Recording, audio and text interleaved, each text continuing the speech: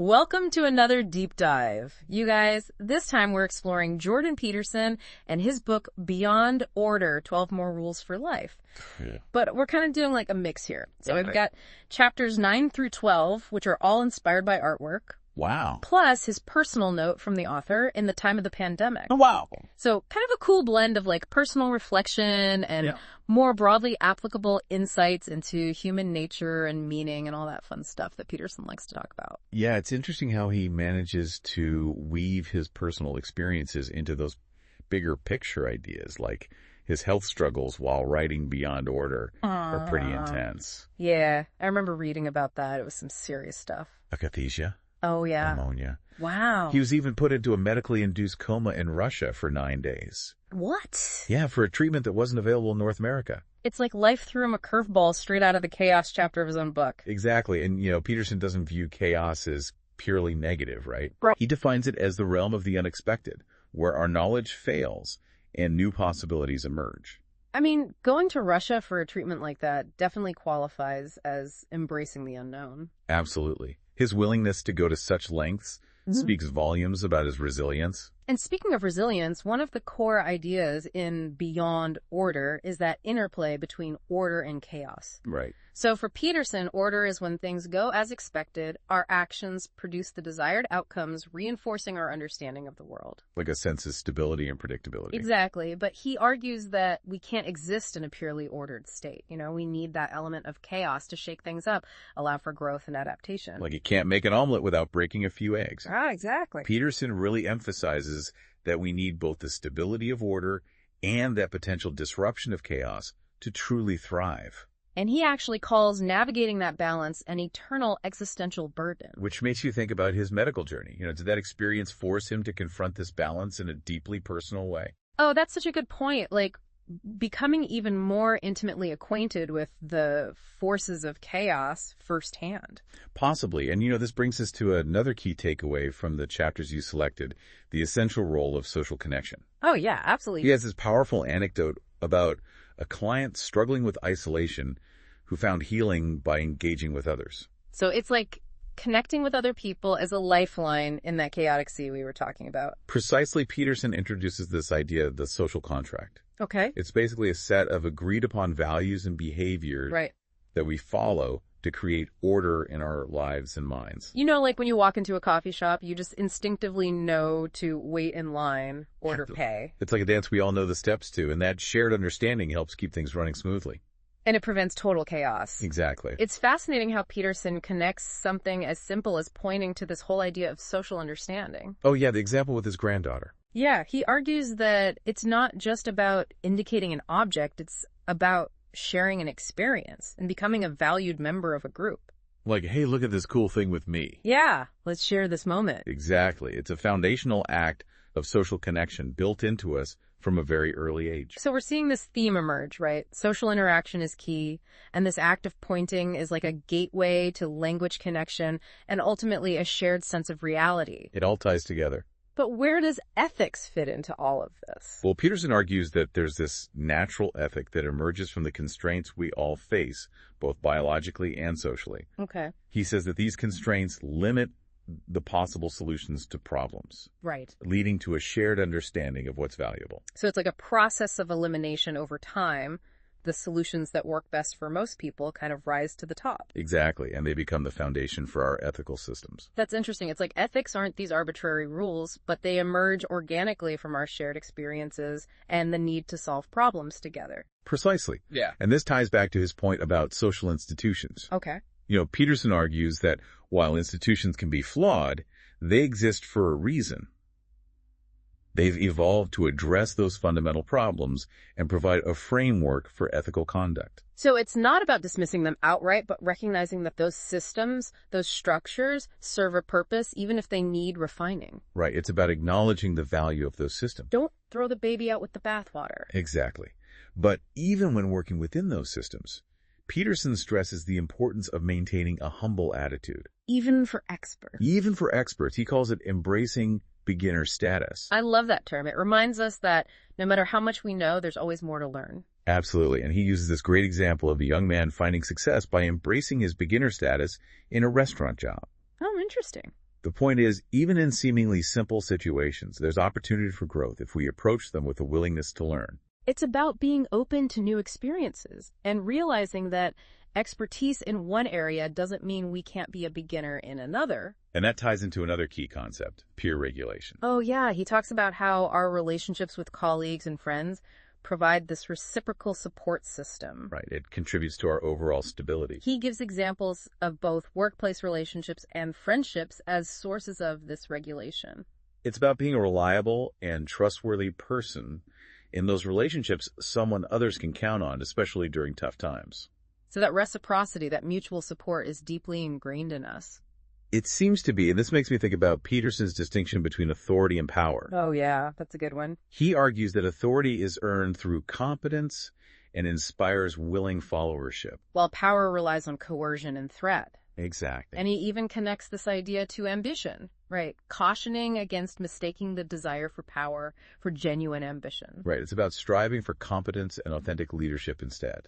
It's a subtle but powerful distinction. Are we seeking to control others, or are we working to develop our skills and earn respect through our actions? That's the question. So we're seeing these ideas from pointing to peer regulation to authority, all kind of woven together. Yeah. And connected to this larger theme of navigating the complexities of life, finding our place within the social order, while also recognizing our own potential for growth and leadership. It's a lot to unpack. It is. And we've only just scratched the surface. There's so much more to explore, and beyond order. Stick with us, because things are about to get even more thought-provoking as we dive deeper into Peterson's world. I can't wait. It gets really interesting when Peterson connects these ideas to ideological predispositions. Oh, yeah. How so? He suggests that people naturally lean towards, conservative or liberal viewpoints based on their temperament. So you're saying our political beliefs might go deeper than just our upbringing or environment? Right.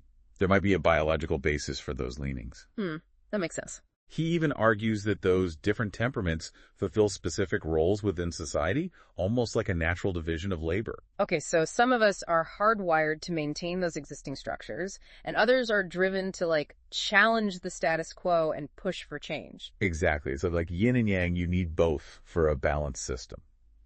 It makes you think about those heated debates we see playing out in the world right now. Maybe some of it comes down to just fundamental differences in how our brains are wired. It's a good point. Instead of just assuming the other side is intentionally being difficult, maybe it's more about recognizing those underlying differences in temperament. That's a good reminder for all of us. And it ties into another point Peterson makes about the danger of getting caught up in moral posturing without taking concrete action. Oh, yeah, he talks about that client who was paralyzed by moral concerns, right? Exactly. She was so overwhelmed by the state of the world that she couldn't even take small steps towards making things better. It's like, don't let the perfect be the enemy of the good. He calls it walking before you run. It's about focusing on what we can control, making those small improvements within our reach, rather than getting bogged down by the sheer enormity of the world's problems. So practical action over abstract moralizing. Precisely. This reminds me of something else Peterson talks about, the power of narrative. Oh, yeah. He's big on that. He argues that stories aren't just entertainment. They shape our understanding of ourselves and the world. They help us translate abstract concepts into values we can actually live by. It's like those stories we hear as children about brave heroes and cunning villains. Right. They become templates for how we view good and evil, courage and cowardice. They provide a framework for making sense of the world and our place in it. And he specifically highlights the archetype of the hero. Yeah. As a representation of the ideal personality within a hierarchy of values. It's like we're drawn to those heroic figures because they embody the qualities we aspire to. Courage, strength, compassion. Exactly. Those stories inspire us to strive for those ideals in our own lives. So they're not just entertainment, but a powerful force that can shape our values and guide our actions. Absolutely. Speaking of transformation, Peterson makes this interesting observation about how increased socialization can actually lead to creative growth. Oh, that's a good one. He describes clients who discovered artistic talents while re-engaging with the social world. So connecting with others unlocks something within us. It sparks our creative potential. It challenges that stereotype of the solitary artist, right? The lone genius toiling away in isolation. Exactly.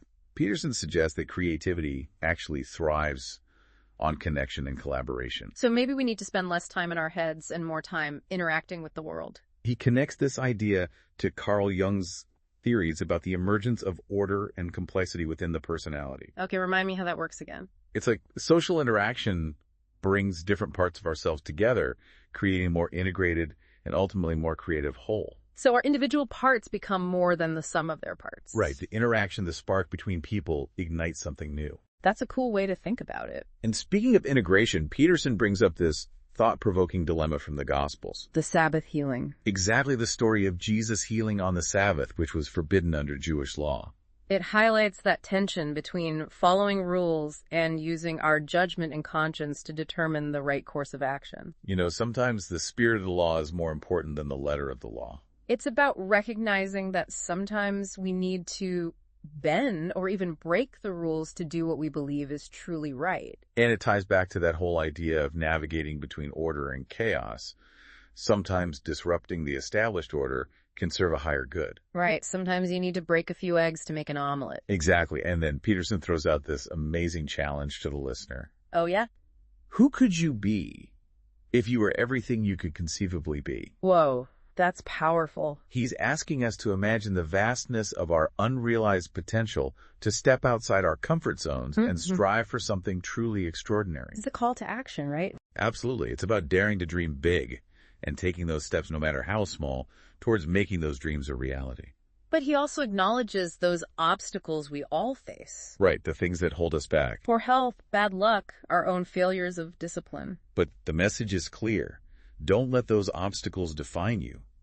You strive for greatness, even in the face of adversity. Don't hide in the fog. And then he connects this back to something surprisingly concrete. What's that? The Ten Commandments. Okay, interesting. He presents them as an example of those rules of the game. Right, providing a framework for navigating social life and making ethical choices. It's like those ancient rules passed down through generations still hold wisdom for us today. They offer a moral compass, a set of guidelines for living a good and meaningful life. But he doesn't just list the commandments. He digs deeper into their significance. But it's not just about thou shalt nots. Exactly. He emphasizes their role in maintaining social order, promoting personal responsibility, and fostering ethical conduct. It's about recognizing that timeless wisdom embedded in those seemingly simple rules. They offer insights into human nature, the temptations we face, and the principles that can guide us towards a more fulfilling life. And this leads into a powerful discussion about the importance of truthful speech. Oh yes, the power of the word, as he puts it. He connects it to the biblical concept and argues that it's about having the courage to confront those unrealized possibilities within ourselves. Think about a time you heard someone speak with absolute conviction and honesty. It's powerful. It cuts through all the noise and forces us to pay attention. And it's not just about avoiding lies. Right. It's about actively seeking truth and having the courage to express it, even when it's difficult. Exactly. Peterson believes that speaking truthfully aligns us with a deeper reality, a creative force that shapes the world around us. And then he gives this piece of advice that might seem a little out of left field. What's that? Make at least one room in your home as beautiful as possible. Oh, I love that one. It seems simple, but it speaks to something deeper, that importance of cultivating beauty and wonder in our lives. It's about recognizing that beauty has this transformative power. It can uplift our spirits, inspire creativity, remind us that there's more to life than just the mundane. Exactly. And he contrasts this with the dangers of self-deception. Right, hiding those unwanted things in the fog, as he says. He's talking about facing difficult truths, taking responsibility for our actions and emotions instead of sweeping them under the rug. He uses that example of unresolved marital conflict festering for years. It's a reminder that avoiding those difficult conversations with those uncomfortable truths can lead to more pain and suffering down the road. Honesty, even when it's hard, is better than the temporary comfort of denial. And he connects this to the importance of taking responsibility. Oh yeah, he's big on that. He argues that opportunity often lies where others have abdicated responsibility. So look for the gaps where your contribution is needed. He gives that example of a client finding success by taking on challenging tasks that her colleagues had neglected. It's a reminder that stepping up and taking ownership, even when it's difficult, can lead to unexpected rewards. But he also cautions against the pitfalls of avoiding responsibility. Right. Using the figure of Peter Pan to illustrate those dangers. Peter Pan, forever a child. Trapped in Neverland. Never wanting to grow up. Exactly. It represents that fear of embracing adult responsibilities. Yeah. The refusal to mature and face the complexities of life. And he connects Peter Pan to Captain Hook. Oh, yeah. that tyrannical figure who embodies the pathology of order, the fear of death. Clinging to power and control at all costs. It's a reminder that refusing to grow up to embrace those challenges of adulthood can lead to a pretty stagnant and unfulfilling life. And he uses the Egyptian myth of Osiris to further drive home that point. Oh yeah, the god king who became willfully blind to the problems in his kingdom. His downfall brought about by neglecting responsibility and failing to heed those warning signs. Ignoring those red flags can have devastating consequences. It's a reminder that we need to address those issues head on, rather than letting them fester and grow out of control. To take action before it's too late. And this leads into another crucial point, the importance of meaningful goals. Yeah, he challenges that idea that happiness comes from achieving something. Right. He says true satisfaction comes from pursuing goals that are actually difficult and worthwhile, ones that align with our values and contribute to something larger than ourselves. He connects this to emergent ethics, suggesting that goals that benefit both ourselves and others are more likely to provide that lasting fulfillment. So it's about finding a purpose that transcends our own individual needs. Exactly, finding something that connects us to a larger community or a higher ideal. And this brings us to that idea of the ethical imperative. Right, that inherent drive within us that guides our choices and actions towards what we perceive as right. He suggests it's rooted in our evolutionary past. That ethical behavior increases our chances of survival and well-being, both individually and as a species. So morality isn't just some abstract concept. It's woven into our very being through the process of natural selection. And to illustrate this, he brings in the story of Abraham from the Bible. His willingness to heed the call to leave his home and follow that path of hardship and uncertainty exemplifies that ethical imperative, that willingness to follow our conscience, even when it's difficult. Right. The path of meaning and purpose often involves struggle and sacrifice. But ultimately, it leads to a richer and more fulfilling life. And then he shares that powerful anecdote about a client who chose to speak out against ignorance. Even though it meant going against the grain at her workplace. Right. She couldn't directly challenge those problematic practices. But she found a way to make a difference by speaking out against those pseudoscientific ideas being promoted by her colleagues. It's an example of how we can all be guardians of truth and reason, even in challenging circumstances. Finding creative ways to make a difference, speaking truth to power, even when it feels like you're up against a wall. So don't be afraid to speak up. And this leads to a broader idea, the individual as guardian of the group. Right. Peterson argues that the individual, guided by conscience, plays a crucial role in preventing groups from becoming blind to their own flaws and potentially destructive. It's like that lone voice of dissent that can sometimes shake a group out of complacency, challenge its assumptions, and prevent it from going down a dangerous path. So we each have a responsibility to speak up, to challenge the status quo, even when it carries risks. And to really drive home the impact of his ideas, Peterson shares those anecdotes from his own experience. Those stories of individuals whose lives have been positively impacted by his work. Exactly, highlighting the power of personal connection, mentorship, and guidance in helping people realize their potential. It's a reminder that our actions, our words, can have a ripple effect, inspiring hope and motivating change in ways we may never fully comprehend. It's about recognizing that power we each have to be a force for good in the world, to leave it a little bit better than we found it. And this leads to a discussion of one of Peterson's most prominent critiques. What's that? The dangers of totalitarian ideologies. He warns against reducing those complex issues to simplistic explanations and trying to impose a single rigid worldview on society. He points to the failures of communism and Nazism as those stark examples of the devastation that can result from those ideologies. It's a reminder of the importance of individual freedom, critical thinking, embracing the complexity of life, rather than seeking those easy answers or simplistic solutions. Diversity of thought and open dialogue are essential safeguards against tyranny and oppression. Absolutely, and this leads into his exploration of the search for meaning. In a world increasingly dominated by scientific materialism. He challenges that notion that the material world is all that exists. Right, suggesting the true meaning might lie in the realm of subjective experience in those realms of values, emotions, spirituality. He points to the universality of conscience. And the enduring power of those religious and spiritual experiences as evidence that there might be more to reality than meets the eye. So being open to those other ways of knowing and experiencing the world. And this leads to a powerful message about the importance of facing suffering head-on. Not shying away from it. He argues that understanding and integrating our negative experiences rather than avoiding them is essential for personal growth and the development of resilience, He connects this to post-traumatic growth. suggesting that facing adversity can actually lead to increased strength, wisdom, and compassion. So suffering can be a catalyst for transformation if we approach it with courage and honesty. And then, in kind of a surprising turn, he offers some advice on maintaining romance in long-term relationships. Oh, interesting. He emphasizes putting in the effort, being intentional about nurturing intimacy and connection with our partners. So love requires work. It's not something we can just take for granted. Exactly, and it's about recognizing that transformative power of love and the importance of prioritizing our relationships even amidst the busyness of life. Making time for those connections. And finally, he brings us back to the power of stories and myths. Full circle. He delves into his analysis of classic fairy tales and their enduring relevance to our lives today. Connecting those archetypal figures and narratives to the challenges and opportunities we face in our own journeys. It's about recognizing that timeless wisdom embedded in those tales, the ways in which they reflect those fundamental patterns of human experience. Seeing our own lives reflected in those narratives. And drawing strength and guidance from the wisdom they contain.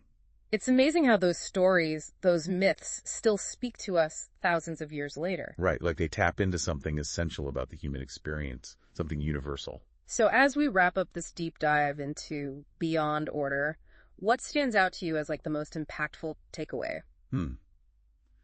I'd say that recurring theme of confronting difficult truths. Oh, yeah. Peterson uses that powerful image of not hiding unwanted things in the fog. Right. And it really resonated with me. You know, it's about having the courage to face those uncomfortable realities, those shadows within ourselves and in the world around us. So choosing to see clearly even when it's painful? Exactly, rather than retreating into denial or self-deception. And it's in that act of confrontation that we find the potential for growth, for meaning, for genuine transformation. Like stepping out of the shadows and into the light. Right, facing our fears and embracing the challenges that life throws our way.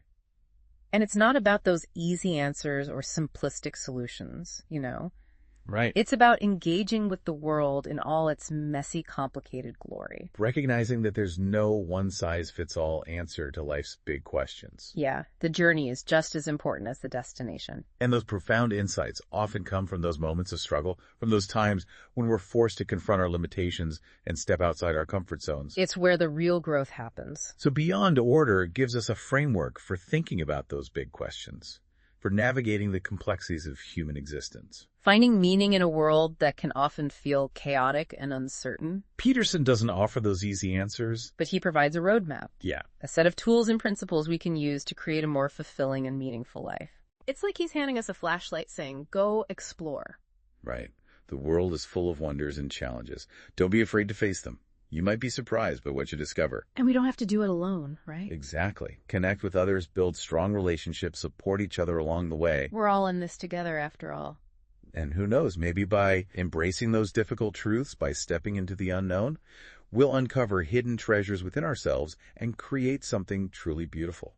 Peterson would definitely agree with that. I think so. He's given us a lot to think about. Remember his suggestion to make one room in your home as beautiful as possible. Well, which one would you choose and why? That's something to ponder as we wrap up this deep dive. Until next time, keep exploring, keep questioning, and keep striving to create a life that's truly meaningful and fulfilling.